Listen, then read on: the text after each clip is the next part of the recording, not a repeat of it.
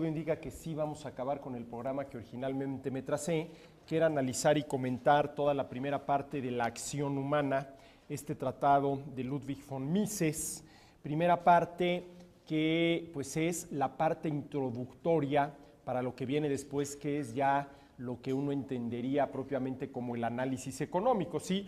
Hoy tenemos que ver prácticamente el capítulo 4, un primer análisis de la categoría de la acción, el capítulo 5, donde Ludwig von Mises trata el tema del tiempo, el capítulo 6, donde habla de la incertidumbre como una característica propia, esencial de cualquier acción humana, y el capítulo 7, donde habla de la acción humana en el mundo, ya en concreto. Y ustedes dirán que cómo le voy a hacer para en una clase ver 4 capítulos. Bueno, afortunadamente esto se puede sintetizar de manera muy importante. A ver, un primer análisis de la categoría de la acción, el capítulo 4, von Mises empieza hablando de los medios y de los fines. Mises dice que toda acción humana se realiza en pos de un fin y que el logro de ese fin supone para el agente una mejora. De tal manera que los fines que buscamos con la acción humana tienen la naturaleza propia de los bienes, entendiendo por bien todo aquello, ¿sí?, lo cual nos ayuda a mejorar nuestra condición. Si yo tengo sed y actúo para disponer de un vaso con agua, bueno, pues el agua es un bien porque satisface la sed, ¿sí? Ahora, dice Mises algo obvio, pero que a veces se nos olvida, y no lo dice con estas palabras, pero la idea es muy clara, que no basta con querer algo para poder lograrlo, ¿no? Ese dicho de que querer es poder, pues como grito motivacional, cuando uno está corriendo un maratón y vaya uno en el kilómetro 35, es muy eficaz. Uno vaya en 35 kilómetros, ya las piernas no le responden uno bien y de pronto ve uno ahí a su familia, a su mujer y sus hijos, y los hijos, papá, sí se puede, querer es poder. Hombre, como grito motivacional es muy bueno, pero la verdad es que entre el querer y lo que verdaderamente logramos está precisamente lo que podemos, ¿no? Y este es todo el tema de que el ser humano es muy potente, pero no es omnipotente. Es decir, los seres humanos podemos mucho, pero no podemos ni lo podremos jamás todo. Y esto hace referencia al tema de los medios. Es decir, entre lo que queremos y lo que logramos está el poder disponer de los medios que nos brindan el poder para lograr el fin. Y si no para lograr el fin, para por lo menos intentar el logro del fin. ¿Y qué es lo que dice von Mises con relación a estos medios? Pues que son escasos, ¿sí? Y aquí plantearíamos el típico planteamiento del curso introductorio de economía, de que por un lado los fines del ser humano tienden a ser ilimitados. Un ser humano, hombre, pues puede quererlo todo, ¿no? Inclusive podía querer ser Dios. Yo ya no sé qué otro querer más extravagante se le pueda ocurrir a un ser humano que el querer ser Dios. Ahora, claro, eso es lo que quieres, a ver si lo logras, ¿no? Ese es otro asunto, ¿no? Entonces, por un lado, los fines tienden a ser ilimitados y por el otro lado, los medios con los que contamos son escasos, Los fines son infinitos, no podemos conseguirlos todos. Y conseguir uno supone necesariamente un costo de oportunidad, es decir, haber renunciado a otro, al menos temporalmente. Es decir, si yo considero valioso tanto ir a jugar tenis como ir al cine, son dos opciones valiosas para hoy en la tarde, me queda claro que no puedo obtener esos dos fines al mismo tiempo. Si elijo ir a jugar tenis primero, pues el costo de oportunidad fue no haber ido al cine primero, y a la inversa. Si elegí como primera opción ir al cine y saliendo del cine irme a jugar tenis, pues el costo de oportunidad de haber elegido ir al cine primero fue dejar el tenis para después. Ahora, los fines para el ser humano, insisto, pueden ser prácticamente infinitos. Podemos pasarnos la vida pensando en fines, pensando en ciertas situaciones que consideramos deseables, en ciertas cosas que apetecemos, etcétera, etcétera. Pero el hecho es que no podemos conseguirlos todos, porque conseguir los fines depende de los medios con los que contamos, y ahí es donde sí enfrentamos un serio problema de escasez. Los medios son escasos. Y además, esto supone algo muy interesante, que debemos usar siempre los medios más eficaces. Miren, el costo de oportunidad siempre se presenta en relación a los fines. Lo que son valiosos son los fines. Pero si yo elijo este fin y tengo 5 o 6 opciones con relación a los medios para lograrlo, y elijo el medio más eficaz, aquel que me va a permitir conseguir aquello con menor esfuerzo, con menor tiempo, etcétera, etcétera, ¿realmente hubo un costo de oportunidad? ¿Puedo yo decir que el costo de oportunidad de haber elegido el medio más eficaz fue no haber elegido el menos eficaz? No, pero sí puedo decir que el costo de oportunidad de haber elegido ir al cine fue pues no haber ido a jugar tenis, porque las dos opciones, ir al cine o ir a jugar tenis, son valiosas. Y tan son valiosas que son precisamente las que estoy contemplando. Tengo que elegir entre una de las dos. Y yo quiero pensar que un ser humano elige entre opciones valiosas. Entre opciones valiosas que pueden ser el mejor de los bienes posibles o el menos malo de los males posibles también, ¿sí? Hay veces que tenemos que elegir entre el mejor de los bienes posibles y hay veces que tenemos que elegir entre el menos malo de los males posibles, ¿no? ¿Sí? Que también es elegir un bien al final de cuentas, ¿sí? Bueno, bien, dice Mises, es todo aquello que satisface una necesidad. Y luego habla Mises, trata de hacer aquí una clasificación de los bienes, dice, bueno, por un lado tenemos los bienes libres y los bienes económicos.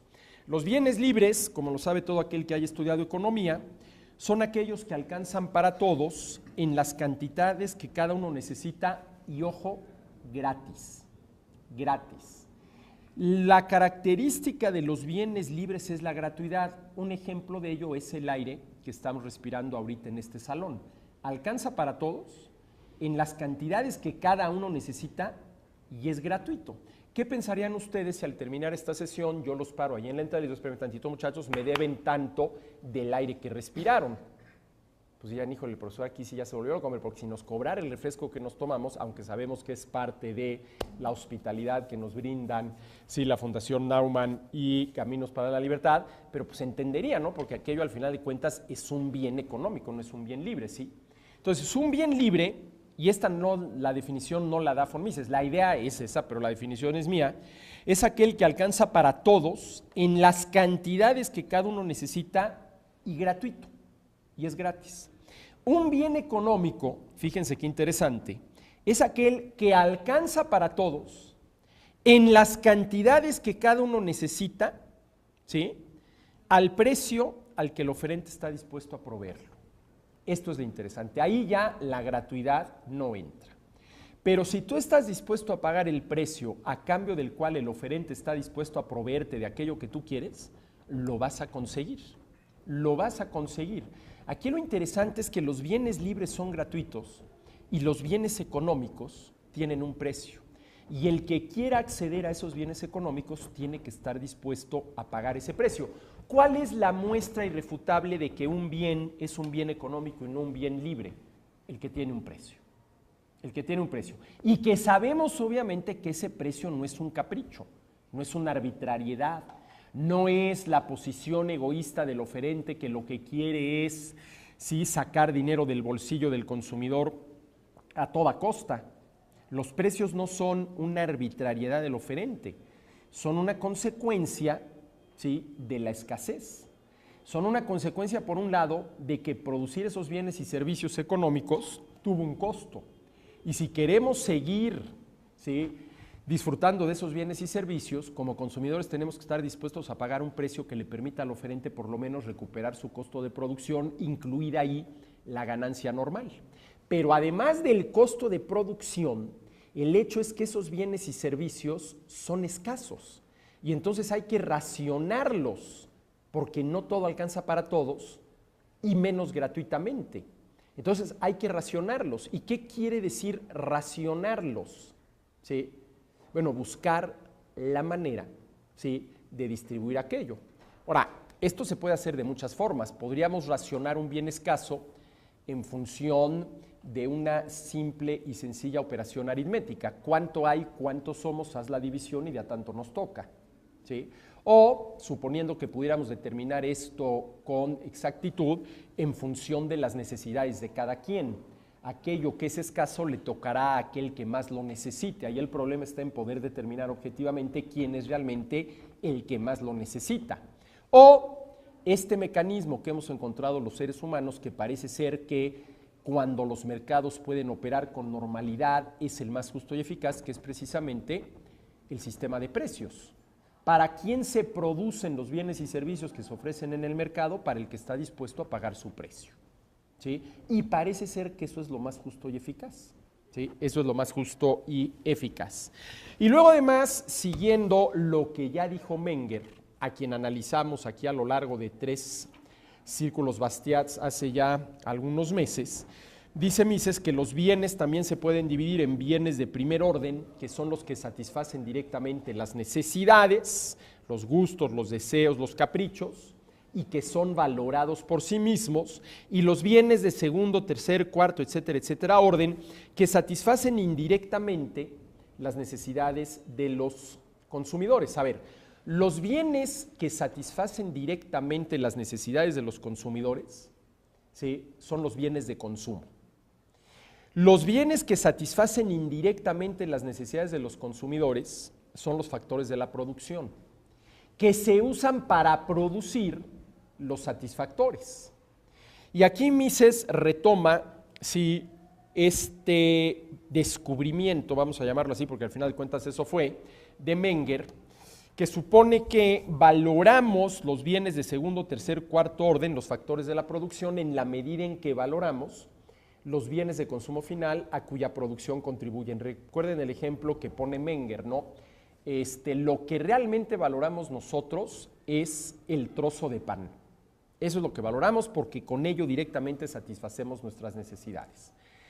Pero indirectamente valoramos la harina con la que se produce el pan, el trigo con el cual se produjo la harina con la que se produce el pan, la tierra en la cual se sembró el trigo con el cual se produjo la harina con la cual se produjo el pan. ¿Por qué valoramos la tierra, el trigo y la harina? Porque valoramos el pan. El día en que por alguna razón ya no queramos consumir pan, ya no valoremos el pan como un satisfactor porque ya nadie come pan, ya no nos gusta lo que ustedes gusten y manden, se deja de valorar la harina de trigo, el trigo y la tierra en la cual se sembró el trigo. Es todo lo que Menger llamó la teoría de la imputación. Sí, bueno, todo esto viene aquí nuevamente explicado por von Mises. Ahora bien, Mises, siguiendo en esto a Menger, dice que los seres humanos no tenemos una sola necesidad, ni tampoco existe una sola manera de satisfacer las necesidades. Es decir, los seres humanos tenemos distintas necesidades que yo, vamos así, dividido en necesidades, gustos, deseos, caprichos. Una cosa es una necesidad básica que yo defino como aquella que de quedar insatisfecha atenta en contra de la salud o la vida del ser humano, la necesidad que tenemos de comer, la necesidad que tenemos de beber, la necesidad que tenemos de dormir, y otra cosa es un capricho, ¿no? Es que hasta que yo no consiga el último CD de Eric Clapton no dormiré tranquilo. Bueno, eso no tiene absolutamente nada que ver con la satisfacción de una necesidad básica, ni en ello me va la salud y la vida, pero también es muy válido a quienes nos gusta la música, pues no dormir tranquilos hasta que sepamos que tenemos allá a nuestra disposición el último, ¿sí?, CD de Eric Clapton. Entonces, lo que dice Mises es que tenemos un conjunto de necesidades que afortunadamente no todas son igualmente importantes. Habrá algunas necesidades que son las básicas, cuya satisfacción no podremos postergar por mucho tiempo. ¿Cuánto tiempo podemos durar sin comer, sin beber, sin dormir, sin tomar una medicina cuando estemos enfermos? Depende, pero no mucho. ¿Cuánto tiempo puedo yo sobrevivir sin el último CD de Eric Clapton? Pues espero que hasta el día en que ya me toque, ¿no? Sí, pero que allá arriba no me vayan a adelantar la fecha porque no he conseguido el último CD de Eric Clapton, ¿no? Entonces, las necesidades las podemos y las tenemos que jerarquizar. Satisfacemos primero las necesidades más apremiantes y dejamos para después las que no pasan de ser gustos, deseos, caprichos. Pero además, sí, para satisfacer las necesidades más apremiantes, contamos con diferentes maneras de hacerlo. No nada más hay una manera ¿sí?, de satisfacer las necesidades. A ver, ¿a qué me refiero? Estrictamente hablando, solo hay una manera de satisfacer el hambre, comiendo. Estrictamente hablando, solamente hay una manera de satisfacer la sed, bebiendo. Sí, pero ¿cuántos platillos podemos tener a nuestra disposición? Bueno, cientos de miles. ¿Cuántas bebidas podemos tener a nuestra disposición, no? Y claro, esto implica algo muy interesante que ya mencioné yo en alguna otra ocasión. A ver, ¿cuál es, vamos a ponerlo así, la enorme ventaja de las necesidades? Que su satisfacción causa placer, ¿sí? Y que la satisfacción de las necesidades básicas no solamente, vamos a decirlo así, reparan, reaniman al organismo, ¿sí?, sino que tienen una dimensión estética. A ver, al comer realmente estamos haciendo dos cosas. Nos estamos alimentando, le estamos dando a nuestro organismo nutrientes, al mismo tiempo que le estamos dando gusto al paladar. Esa es la parte estética del asunto. Si yo tengo sed, ¿sí?, y pretendo satisfacer la sed con una copa de buen vino, no solamente estoy satisfaciendo esa necesidad que tengo de hidratarme, vamos a ponerlo en estos términos, sino también le estoy dando gusto al paladar. Hombre, y si lo que tengo es mucho sueño y me duermo una siestecita, pues además de que a lo mejor en una de esas descanso, pues hombre, qué satisfactorias son las siestas. Digo, la verdad es que son muy satisfactorias, ¿no? Entonces, bueno, esa es una de las ventajas que tienen las necesidades, ¿no? Que su satisfacción causa placer. Pero que cause placer quiere decir que tenemos muchas maneras distintas de satisfacer la misma necesidad. Insisto, beber, insisto, por ejemplo, alimentarnos, ¿no? Ya dormir está mucho más limitado, ¿no? Eso está mucho más limitado, ¿sí? Pero entonces tenemos varias necesidades, tenemos necesidades distintas, unas más apremiantes que otras, no podemos satisfacer todas al mismo tiempo y por lo tanto resulta indispensable elegir. Y para poder elegir es necesario, como dice von Mises, tener una escala valorativa. A ver, la satisfacción de qué necesidad valoro más, ¿sí? La satisfacción de qué necesidad valoro más. El hombre al actuar, dice Mises, decide entre las diversas posibilidades ofrecidas a su elección. En la alternativa prefiere una determinada cosa a las demás. Suele decirse que el hombre cuando actúa se representa mentalmente una escala de necesidades o valoraciones con arreglo a la cual ordena su proceder. Teniendo en cuenta esa escala valorativa, el individuo atiende las apetencias de más valor, es decir, procura cubrir, satisfacer las necesidades más urgentes y deja insatisfechas las de menor utilidad, ¿sí? Ahora, esto es cierto, ¿no? Esto es cierto. Sin una escala valorativa, si no supiéramos qué necesidades satisfacer antes que otras, ante la escasez de recursos para satisfacer todas, y no digamos ya ante la imposibilidad de satisfacer todas al mismo tiempo, necesitamos tener una escala valorativa. ¿Sí? A ver, ¿qué tengo más? Miren, yo a veces pongo esto, vamos a suponer que vamos a comer tacos. Al mismo tiempo te traen 5 tacos al pastor y un vaso de agua de horchata. Si lo primero que haces es darle una mordida al taco, quiere decir que tenías más hambre que sed. Si lo primero que haces es darle un trago al agua de horchata, quiere decir que tenías más sed que sin hambre. Ahora, ¿qué sucede, por si alguien me hace la pregunta, si tenías la misma sed y el mismo hambre? Bueno, pues que al final de cuentas, si escogiste primero el agua que el taco, a lo mejor era un poquitita más la sed, o al revés, ¿no? Si escogiste primero el taco que el agua, era un poquito más el hambre, ¿sí? Ahora, lo que dice Mises es algo que la escuela austriaca ha sostenido desde siempre, que el valor de los satisfactores es algo subjetivo, ¿sí? Que esto depende del sujeto que lo necesita y no del satisfactor que satisface la necesidad, ¿sí? Dice von Mises, el valor no es una condición objetiva Y se refiere obviamente al valor de los satisfactores, no al valor del valiente, no al valor moral de una acción, sino al valor de las satisfacciones. No es una condición objetiva, no se halla implícito en las cosas. Somos nosotros, en cambio, quienes los llevamos dentro. Depende en cada caso de cómo reacciona el sujeto ante las circunstancias externas. Es la propia conducta humana exclusivamente la que engendra el valor. Y aquí vale la pena distinguir una vez más entre la cualidad que una cosa tiene para satisfacer una necesidad y el valor de esa cosa para una persona. A ver, el agua siempre tiene la cualidad de satisfacer la sed, siempre. Pero si yo no tengo sed, no voy a valorar el agua. Oye, pero ¿por qué no si el agua mantiene la cualidad para satisfacer la sed? Pues precisamente por eso, porque no tengo sed. Esa cualidad de satisfacer la sed para quien no tiene sed no tiene ningún valor. ¿Sí? Esa cualidad que el agua tiene para satisfacer la sed, para quien no tiene sed, no tiene ningún valor.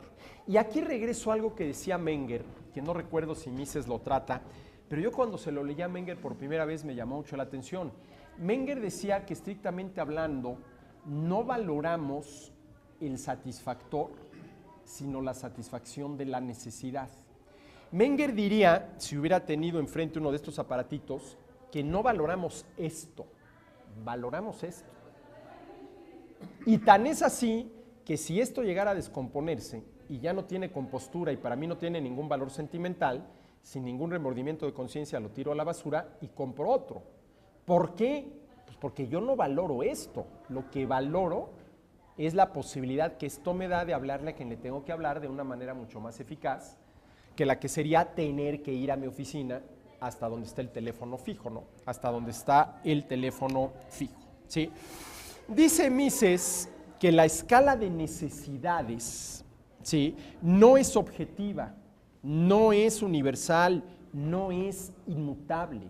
Hay tantas escalas de necesidades y por lo tanto escalas valorativas como sujetos necesitados existen. Y esa es la razón por la cual, por lo general, los restaurantes tienen menús con distintos platillos, porque quienes están al frente de un restaurante saben perfectamente bien esto. No a todos les gusta lo mismo. Entonces, si yo quiero tener más clientela de la que podría tener si solamente ofreciera un platillo, tengo que ofrecer una variedad de los mismos. Las escalas de necesidades, de los gustos, de las valoraciones, no son objetivas, no son universales, no son inmutables. Ojo, no son inmutables. Yo no valoro ahorita como valoraba hace 40 años y probablemente dentro de 30 no valore como estoy valorando ahorita.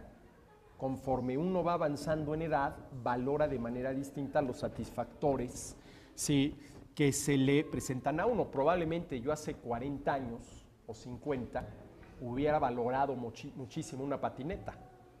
Ahorita ya me la pienso 2 veces y dentro de 30 años, suponiendo que llegue, ni siquiera la voy a considerar, ¿no? ¿Sí? Porque si yo a los 87 años me subo una patineta, me caigo, me rompo la cadera, probablemente aquello ya no tenga reparación alguna, ¿no? Entonces no son inmutables, ¿sí? Ahora fíjense, aquí Mises dice una cosa muy interesante. Dice, la escala de necesidades depende de la escala valorativa, que a su vez depende de cada quien. Y fíjense lo que dice Mises en la página 160. El juicio de valor no mide, limítase a ordenar en escala gradual, anteponiendo unas cosas a otras. Fíjense qué interesante, el juicio de valor no mide. A ver, yo lo que les puedo decir a ustedes es que ahorita yo prefiero, ¿sí?, una carne a la tampiqueña a un pescado a la veracruzana. En estos momentos esa es mi escala valorativa. Si ustedes me preguntan, ¿cuánto más prefieres una carne a la tampiqueña en comparación con un pescado a la veracruzana? Dame un número, yo no podría dárselos. 5 veces más, 10 veces más, 15 veces más, 20 veces más. Y vamos a suponer que, les digo, 37 veces más. ¿Eso qué quiere decir? ¿Sí? El juicio de valor, obviamente del valor de los satisfactores, no mide, se limita a ordenar en una escala gradual. A ver, yo sí sé que ahorita prefiero una carne a la tan pequeña que un pescado a la veracruzana. Si ustedes me preguntan cuántas veces más lo prefieres, en todo caso podría decirse mucho, porque me gusta muchísimo más, sí, pero mucho, no, dame un numerito, cuantifícame aquello, no lo puedo hacer, ¿sí? No lo puedo hacer. Continuando, dice von Mises, ¿sí? Cuando toca el tema de la acción como cambio, que toda acción tiene como objetivo sustituir un estado de cosas poco satisfactorio por otro más satisfactorio. Y que ese proceso de sustituir un estado de cosas poco satisfactorio por otro más satisfactorio supone un costo. Supone un costo. A ver, ¿qué es esto de sustituir un estado de cosas poco satisfactorio con otro más satisfactorio? Sustituir el estado de hambre por el estado de satisfecho. Bueno, ¿qué hay que hacer para pasar de esa condición de hambriento a la condición de satisfecho? Pues de entrada, preparar los alimentos. Y todo eso supone un costo. Y no nada más el costo en términos del precio que tuve que pagar por los alimentos que me voy a comer, sino, por ejemplo, en términos del tiempo que voy a invertir para preparar esos alimentos, ¿sí? Y dejarlos en condiciones comestibles, etcétera, etcétera, etcétera. El costo es, estoy parafraseando a Mises, el X de que la gente se priva en el presente por obtener el X más N en el futuro. A ver, el costo es el X de que la gente se priva en el presente por obtener X más N en el futuro. A ver, si yo ahorita me siento a preparar los alimentos, ¿sí? ¿Cuál es ese X del que me estoy privando? Por ejemplo, el ocio, porque preparar alimentos supone ponerte a trabajar, que puede ser un trabajo muy agradable, que lo haces con mucho gusto, pero al final de cuentas te estás privando del ocio. ¿Sí? ¿Qué es lo único que justifica que yo me prive de ese ocio? Que una vez que los alimentos estén preparados y me los haya comido, eso me reporte una satisfacción mayor que el ocio que me hubiera reportado si no me hubiera dedicado a preparar los alimentos. ¿Sí? A preparar los alimentos, ¿no? Y lo que dice Mises es que la ganancia es ese X más N menos X.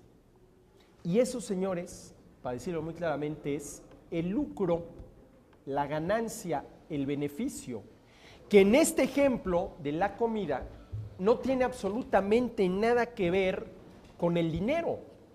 No es un lucro pecuniario. Y miren, esto es algo muy interesante, aquí lo apunté, esto no lo dice von Mises, pero lo da a entender. Toda acción es motivada por el afán de lucro. ¿Sí? Oh, es que ustedes nada más piensan en el afán de lucro. Bueno, entonces, ¿qué? ¿Nada más habría que pensar en el afán de pérdida? Hombre, no todo lucro es pecuniario. No todo lucro es pecuniario. A ver, si yo, en vez de decidir preparar los alimentos, decido dormirme una siesta, es porque pretendo obtener un beneficio de haberme dormido una siesta. Si lo obtengo, es el lucro, es la ganancia. Es inconcebible una acción que no esté motivada por el afán de lucro, si por lucro entendemos la diferencia entre el valor que obtenemos suponiendo que logremos el fin que pretendíamos con la acción y lo que nos costó, ¿sí?, conseguir ese fin en términos de trabajo, de tiempo, de esfuerzo, de ingenio, de todo lo que se necesita poner en juego cuando queremos obtener algún fin. Lucro, ¿no? Por eso a mí cuando la gente me cuestiona el afán de lucro, no, es que los economistas nada más piensan en el afán de lucro. Y bueno, entonces, ¿qué? ¿El objetivo debería ser el afán de perder? A ver, si yo ahorita me paro y salgo aquí y voy por mi café, ¿qué pretendo? Obtener un beneficio de aquello porque pretendo estar mejor tomándome el café que si no me lo tomo. Hombre, no es un beneficio pecuniario, pero es un beneficio. No todos los beneficios son pecuniarios. Tienen que ver con el dinero, ¿sí? Entonces, toda acción es motivada por el afán de lucro que no necesariamente tiene que ser, insisto, pecuniario, ¿sí? Bueno, entonces, a ver, en este capítulo, en el capítulo 4, los temas que trata von Mises es el de los medios y los fines, ¿sí? Toda acción humana se realiza en pos de un fin. No hay absolutamente nada que garantice el logro de ese fin, pero intentarlo supone disponer de los medios indispensables para conseguirlos, ¿sí? Dado que tenemos necesidades en plural y no una sola necesidad, es que tenemos que establecer una escala valorativa para tener muy claro qué necesidades vamos a satisfacer primero y cuáles vamos a satisfacer después. Esa escala de necesidades no es objetiva, no es universal, no es inmutable, por lo tanto es subjetiva, depende del sujeto, es concreta, personal, digámoslo así, y puede ir cambiando a lo largo del tiempo, ¿sí? Toda acción humana supone sustituir un estado de cosas poco satisfactorio por otro más satisfactorio. Dicho proceso supone incurrir en un costo, ¿sí? Ese costo es el X de que la gente se priva en el presente por obtener un X más N en el futuro, y la diferencia entre el X más N menos el X es precisamente el lucro, lo cual quiere decir que toda acción humana es motivada por el afán de lucro. Bueno, en el capítulo 5, Mises trata el tema del tiempo. El tiempo de entrada como un factor praxeológico, ¿sí? Dice, a ver, la acción supone buscar un fin, el logro de ese fin supone una mejora para el agente, ¿sí? Y entre la decisión de luchar por el fin y el logro del fin, siempre, inevitablemente, tiene que haber un lapso de tiempo, que podrá ser de unos cuantos segundos. A ver, vamos a suponer que el fin que yo persigo con la acción que voy a realizar es tomar este teléfono. Me llevó 2-3 segundos, pero me llevó 2-3 segundos, ¿sí? Me llevó 2-3 segundos, es decir, toda acción humana implica el transcurrir del tiempo. Solamente en un ser omnipotente en el cual querer bastara para conseguir, el tiempo no sería necesario. A ver, un ser omnipotente es aquel para quien querer algo es exactamente lo mismo que conseguirlo. Y si querer algo es exactamente lo mismo que conseguirlo, querer y conseguir se dan al mismo tiempo, por lo tanto, entre el querer y conseguir no transcurre ningún lapso de tiempo. Afortunadamente, no es ese el caso de los seres humanos. ¿Y por qué digo afortunadamente? Porque, a ver, señores, ¿qué valor podría tener para nosotros todo aquello de lo que dispusiéramos si hubiera bastado con quererlo para obtenerlo? Quiero un doctorado en física cuántica. Ya eres doctor en física cuántica, honoris causa. Perdón, summa cum laude. A ver, quiero 27 medallas olímpicas. Ya las tienes.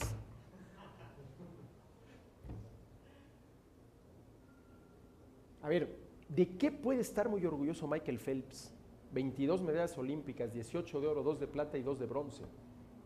Del tiempo que le invirtió para conseguir aquello.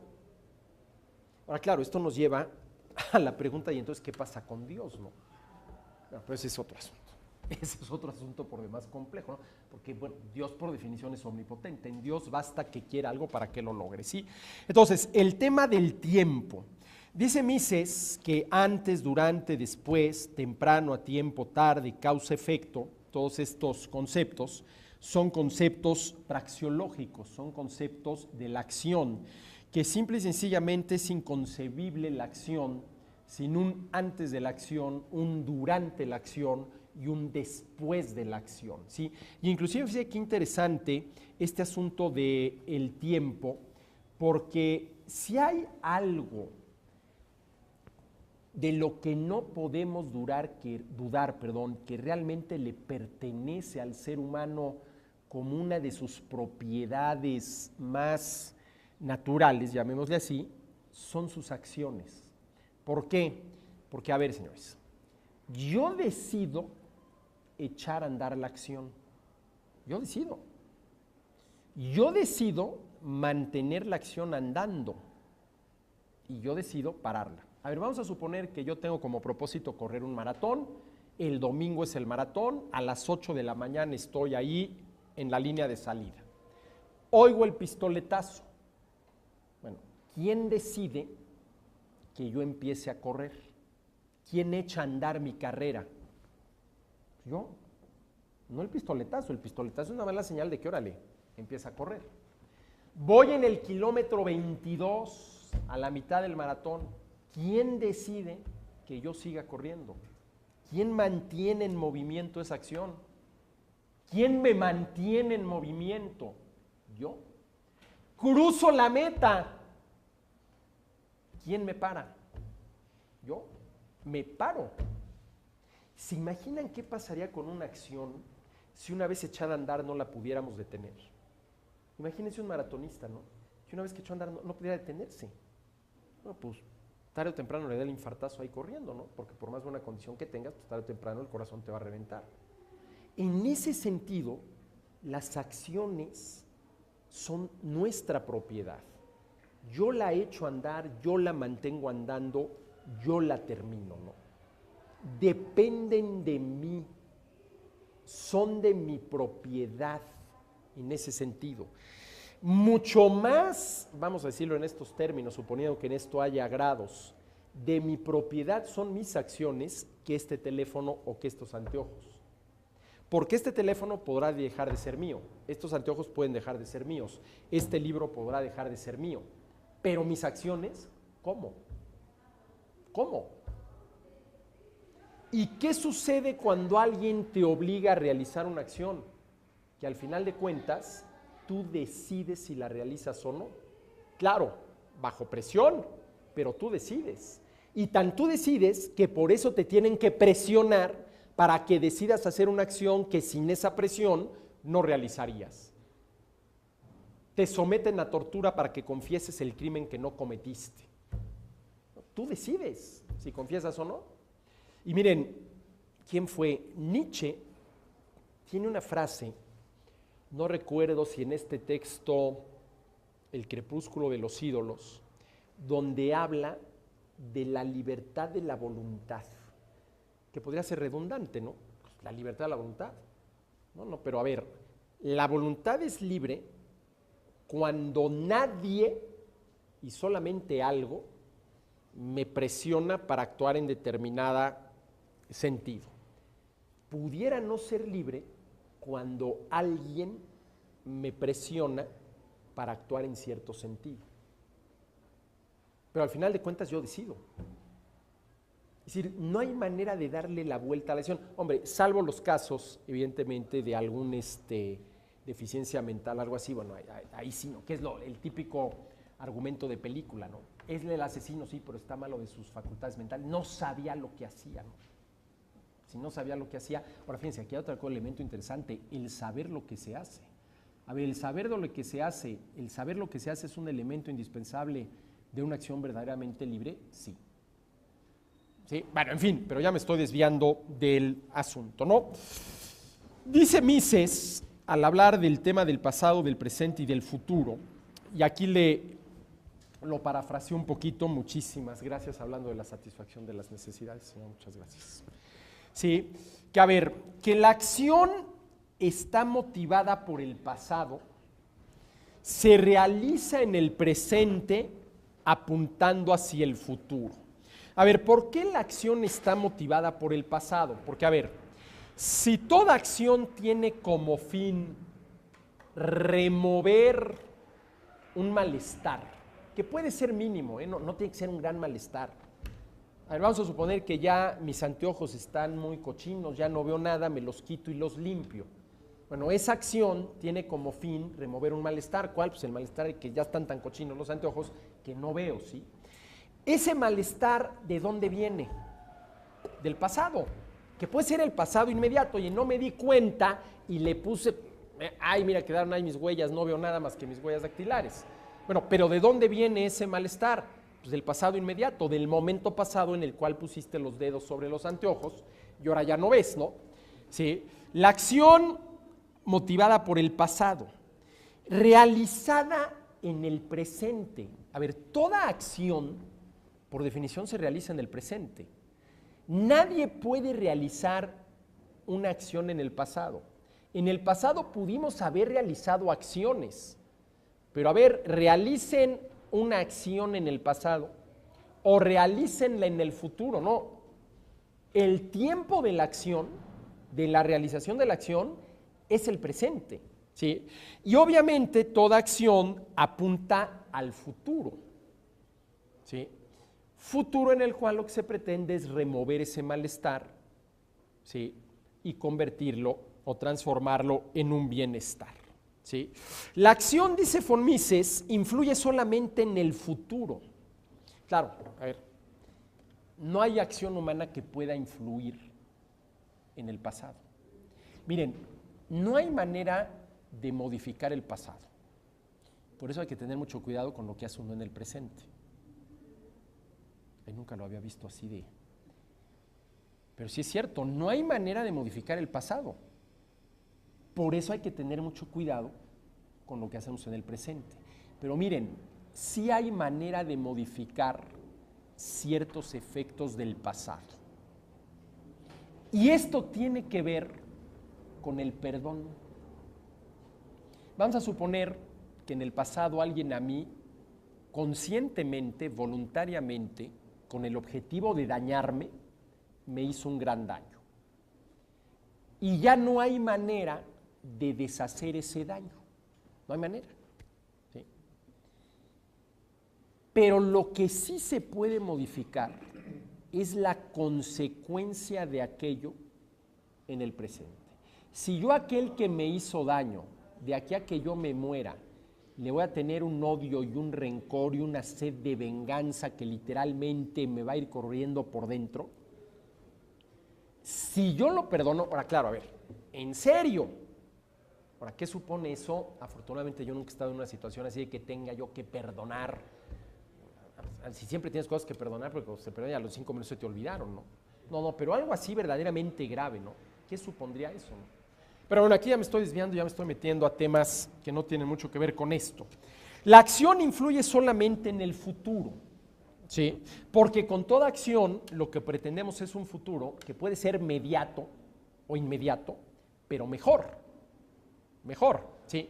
Miren, yo antes de iniciar la sesión del día de hoy, le pedí a la señora que por favor cuando estuviera el café me trajera un vasito con media de azúcar y un chorrito de leche. Ustedes vieron que ya lo hizo, ¿sí? ¿Qué quiere decir eso? Que yo pretendo estar mejor tomándome el café que si no me lo tomo. Pero eso tiene que ver con ¿qué? Con el futuro. Tiene que ver con el futuro. Es decir, yo ahorita ya estoy pensando en el primer trago que le voy a dar al café, nada más encuentre una oportunidad, ¿sí?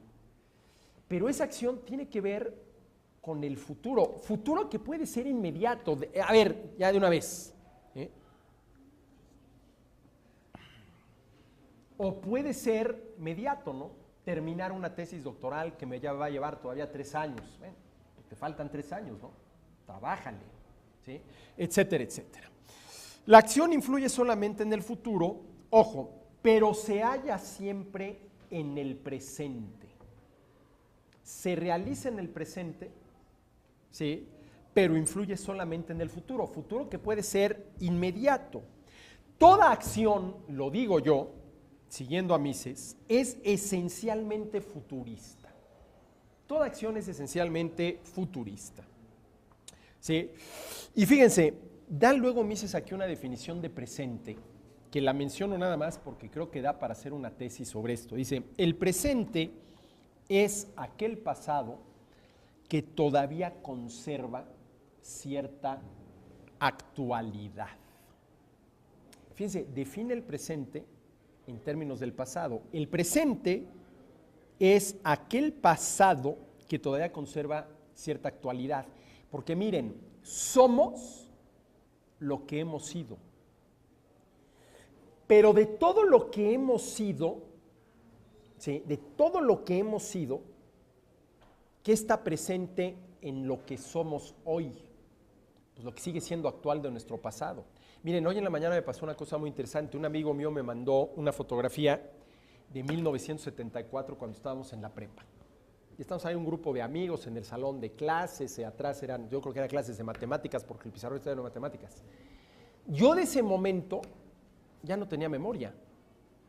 Es más, si tú dices a ver qué día, a qué hora, hombre, me reconocí, mis amigos, el colegio, eso sí lo reconoces, ¿no? Pero ese momento, ¿sí?, que quedó plasmado en esa foto, para mí, hasta que me enseñaron la foto, no tenía actualidad. Hombre, por ejemplo, sigue teniendo mucha actualidad en mi vida, por ejemplo, el día que me casé, el día que nacieron mis hijos, el día que me recibí, los momentos trascendentes. Pero ¿cuánto del pasado se perdió? Se perdió. A ver, ¿quién de ustedes podría, ¿sí?, rehacer minuto tras minuto el día de hoy hace 15? A ver, ¿qué hicieron minuto tras minuto hace 15 días? Probablemente buena parte de lo que hicieron hace 15 días, al menos que haya sido algo extraordinario, se le declararon a la novia, se sacaron la lotería, terminaron la tesis, de esos momentos que trascienden en la vida del ser humano, pero muy probablemente lo que hicieron hace 15 días hoy ya no tenga ninguna actualidad. Entonces, Mises dice que el presente es el pasado que todavía conserva actualidad. Miren, al final de cuentas, uno es lo que recuerda de uno mismo. Uno es lo que recuerda de uno mismo, o como diría, ya no sé si fue Gabriel García Márquez, ¿sí?, que la vida en muy buena medida es lo que uno al paso del tiempo se va inventando de la misma, ¿no? Que también puede ser, ¿no? Te acabas inventando cosas que luego te las acabas creyendo, ¿no? Y a lo mejor eso también es muy válido, ¿no? También es muy válido mientras no sea una mentira que realmente acabe afectando a un tercero, pero mientras sean puras ficciones, a lo mejor todo mundo lleva dentro un novelista, ¿no? Y uno mismo va novelando su propia vida, ¿no? A ver, esto que yo ahorita estoy convencido de que realmente así fue, ¿habrá sido o me lo inventé? Bueno, eso decía Gabriel García Márquez, ¿sí? Bueno, luego de este asunto, Mises habla del tiempo y sobre todo de la necesidad de economizar el tiempo, el más escaso de los recursos, ¿sí? Miren, yo no dejo de insistir en esto, ¿no? Y la pregunta ya la he hecho, inclusive creo que en estas sesiones. ¿Cuál es el más escaso de todos los recursos? Y dicen que el aire, que el agua, que el petróleo, que el dinero. Pues no, señores, el tiempo. Es más, es el recurso de los recursos. Porque si ya no hay tiempo, ¿de qué me sirve tener a mi disposición todos los demás recursos? Es decir, yo soy el hombre más rico del mundo, por lo cual tengo a mi disposición, o puedo llegar a tener a mi disposición, una cantidad de recursos muy superior a la de cualquier otra persona. Pero si me quedan exactamente 3 segundos de vida, porque está a punto de darme el infartazo fulminante, ¿de qué me sirve todo aquello? Para aprovechar los recursos necesitamos el tiempo. Y dado que es el más escaso de los recursos, 24 horas al día, por una determinada cantidad de días en la vida de cada quien, hay que utilizarlo de la mejor manera posible. Y miren, aquí el mismo Mises dice una cosa muy interesante con relación al tiempo. Dice, la administración del tiempo es distinta a la administración de que son objetos los demás bienes económicos y los servicios. Ahora, a ver, aquí hay un tema interesante. ¿Qué tipo de bien es el tiempo? A ver, el aire que estamos respirando en este salón es un bien económico, perdón, libre. Alcanza para todos en las cantidades que cada uno quisiera y gratis. ¿Qué tipo de bien es este café? Un bien económico, no alcanza para todos, menos en las cantidades que cada uno quisiera y menos gratis. Si están ustedes dispuestos a pagar el precio que la señora está dispuesta a cobrárselos, van a poder conseguir todo el café que quieran, pagando el precio. ¿Qué tipo de bien es el tiempo? A ver, ¿alcanza para todos? Sí. ¿En las cantidades que cada uno quiere? Ahí está el asunto, ¿no? A ver, si a mí alguien me dijera, con certeza, objetivamente, Arturo, te quedan 24 horas. Hombre, pues yo quisiera más tiempo. Para pasarlo con mi familia, para sacar adelante todos los proyectos que tengo. Ya ahorita estaba yo pensando aquí con Víctor cuál va a ser el tema del próximo Círculo Bastiat, sí o no, Víctor, ya lo estábamos decidiendo en agosto, que va a estar muy padre, van a ver. 24 horas. Ahora, ¿qué pasaría si yo tuviera 100 años y fuera yo un viejito verdaderamente decrépito, que ya lo único que estoy haciendo es pidiéndole a Dios, oye Dios mío, acuérdate de mí, ¿no? Pero no soy ese viejito decrépito todavía, ¿no? Pero ¿qué tipo de bien es el tiempo? Porque miren, Mises no dice más, pero dice esto que es interesante, dice, ¿onta? La administración del tiempo es distinta a la administración de que son objeto los demás bienes económicos y servicios. Ahora miren, no hay manera de aumentar la cantidad de tiempo a nuestra disposición. Ya olvídense de la cantidad de días en la vida de cada uno, la cantidad de horas dentro de un día. 24 horas al día, háganle como quieran, no van a aumentarle una millonésima de segundo. No hay manera. Sí hay manera, señores, de aumentar la cantidad de café que se produce, siempre y cuando estemos dispuestos a ¿qué? A pagar el precio de ello. Sí hay manera. A ver, señores, ¿ustedes creen que técnicamente es posible producir más café del que se produce hoy? Sí. ¿Por qué no se produce más café del que se produce hoy? Porque tal vez no hay mercado para más café. Entonces es un problema de demanda, ¿no? Oye, si la demanda es 10, pues no voy a producir 20 porque voy a perder. Pero no hay manera de producir más tiempo. Agréguenle una millonésima de segundo a las 24 horas del día. Pero, ojo, y esto es lo maravilloso, sí hay manera de aprovecharlo mejor. Y déjenme poner el ejemplo de mi abuela Sofía, la mamá de mi mamá, quien nació en 1888 y murió en 1983, a los 95 años de edad. Mi abuela decía que su vida había sido maravillosa porque llegó a ir de la Ciudad de México a Acapulco en carroza tirada por caballos, en automóvil y en avión. Y efectivamente. Ahora, ¿cuánto tiempo creen ustedes que se hacía a finales del siglo XIX de la Ciudad de México a Acapulco en carroza tirada por caballos? Días. ¿Cuántas horas se hacían, varias décadas después, en automóvil? 6, 7, 8 horas. ¿Cuántas horas se hacen ahora en avión? Media hora. Te tardas más en llegar al aeropuerto, lo que estás en el aeropuerto, que lo que... Bueno, ¿esto qué quiere decir? Le sacamos mucho mejor provecho al tiempo. ¿Y hasta qué punto todas las herramientas con las que contamos los seres humanos no tienen al final de cuentas como finalidad ahorrar tiempo? Y miren, los cambios en las últimas décadas han sido impresionantes. Déjenme contarles esto. Yo empecé a escribir en los periódicos en 1984, hace 30 años de esto. ¿Sí? ¿Cómo era el proceso de producción de mis artículos? Miren, yo los escribía a mano, en aquel entonces con pluma fuente.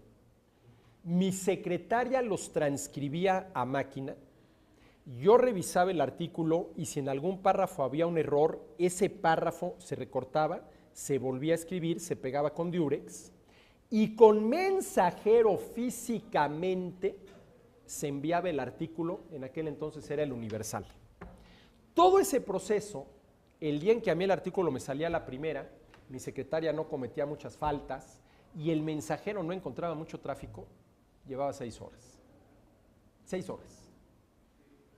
Ahorita, todo ese proceso me lleva 30 minutos, porque yo directamente en mi laptop escribo el artículo, ya nadie me lo pasa, yo lo reviso, ya no lo mando con mensajero, lo mando vía correo electrónico. Ahora me dirán ustedes, sí, pero seguramente la secretaria y el mensajero se quedaron sin chamba. No, la secretaria ahí sigue y el mensajero ahí sigue, haciendo otros trabajos de secretaria y mensajería, ¿no? Bueno, eso es ahorrar tiempo. Lo que antes nos llevaba a mí, a la secretaria y al mensajero 6 horas, ahora me lleva nada más media. Nos ahorramos 5 horas y media. Miren, yo pude empezar a escribir diario cuando conté con una laptop, porque antes no hubiera podido, ¿no? Y ahora además, donde esté yo en el mundo, con la única condición de que me pueda enredar, conectar a la red, donde esté, puedo escribir mi artículo. Donde esté. Pues es una maravilla, ¿sí? Entonces, no somos capaces de aumentar la cantidad de tiempo, pero sí hay manera de aprovecharlo mejor, ¿sí? Y ojo, ¿qué quiere decir aprovechar mejor el tiempo? Economizar, ¿sí?, el más escaso de los recursos. Ahora, claro, aquí la pregunta interesante es, ¿y esta liberación de tiempo que nos permite la tecnología, ¿sí?, esta mayor cantidad de tiempo de la que contamos por necesitar cada vez menos tiempo para realizar ciertas tareas, ¿a qué lo estamos dedicando? Porque, a ver, ¿cuál era la idea original de todo esto? ¿Sí? Vamos a necesitar menos tiempos para trabajar y por lo tanto vamos a trabajar menos y vamos a dedicarnos más tiempo al ocio.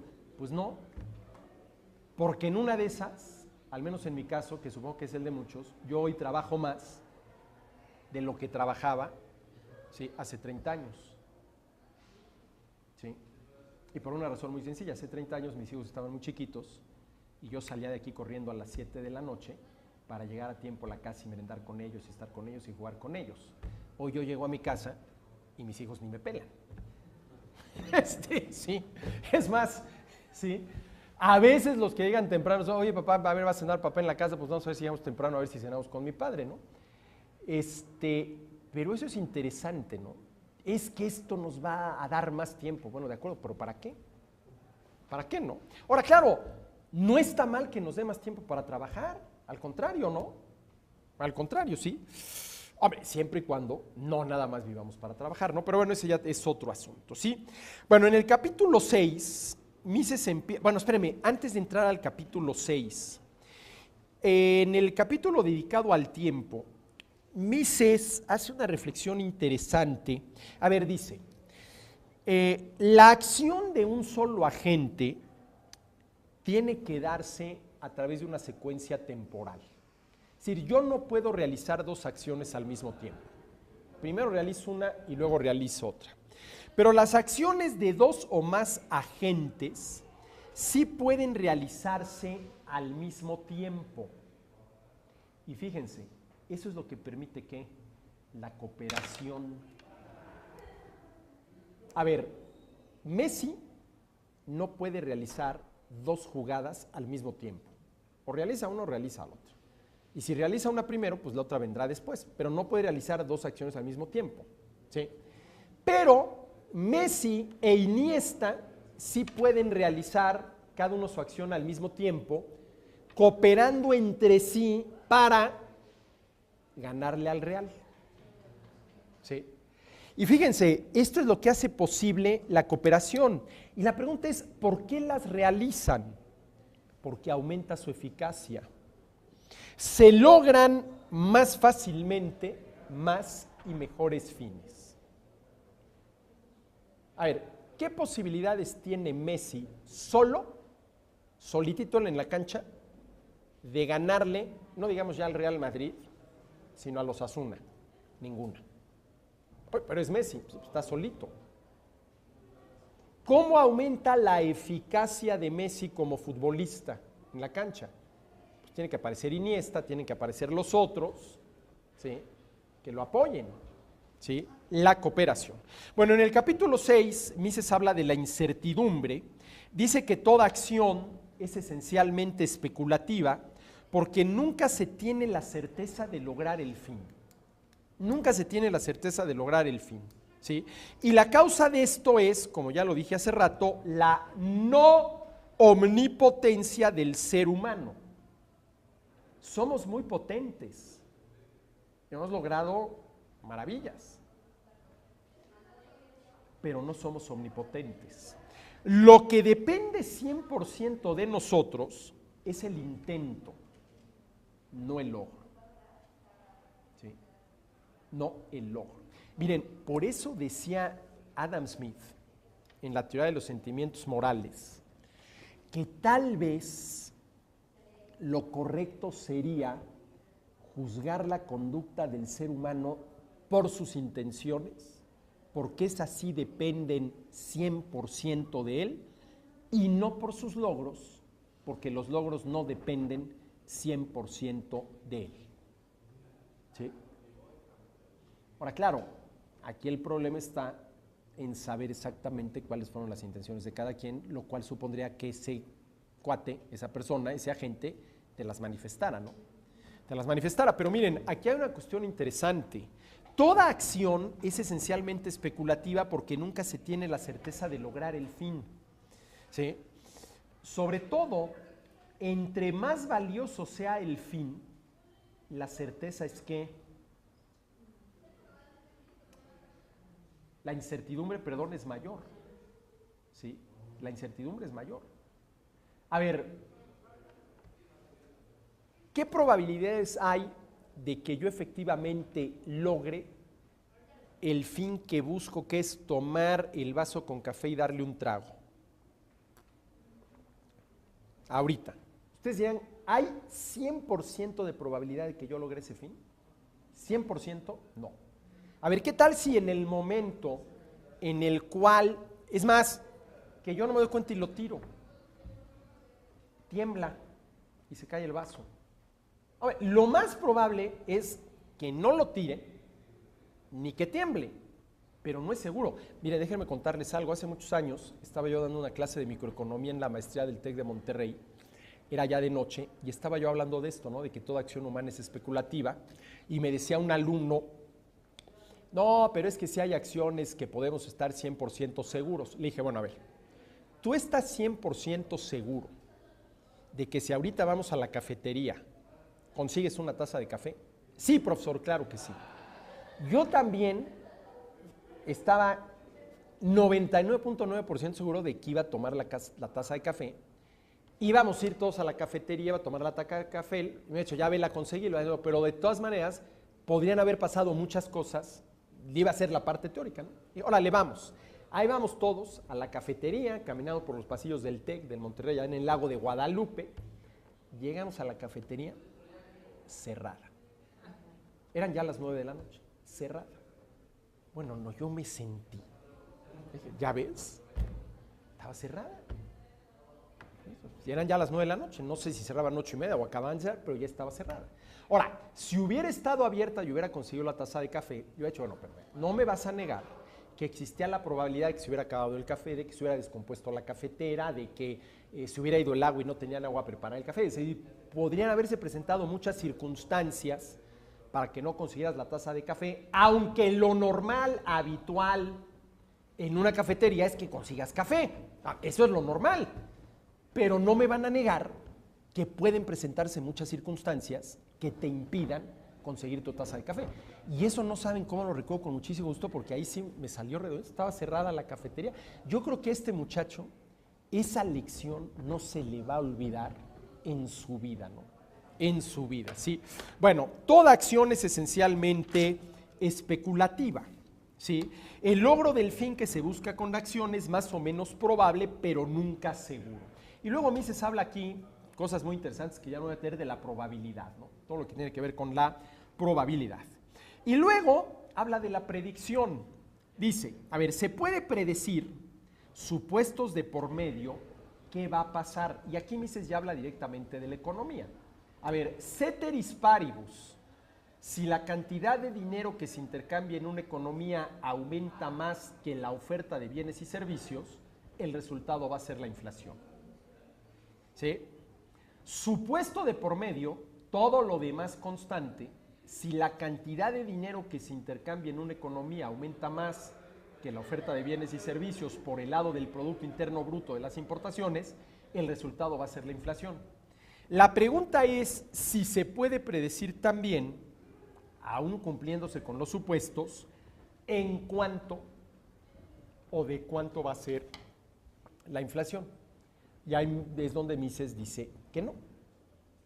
Porque dice que en economía, si bien es cierto que sí hay relaciones causa-efecto, en economía no hay constantes. Al final de cuentas todo varía. El ceteris paribus y todo lo demás constante es un supuesto que en la realidad no se cumple. ¿Sí? Y luego Mises, ya en el último capítulo, el capítulo 8, donde habla de la acción en el mundo, por ejemplo, empieza hablando de la ley de la utilidad marginal decreciente, de la ley de la utilidad marginal decreciente por el lado del consumo.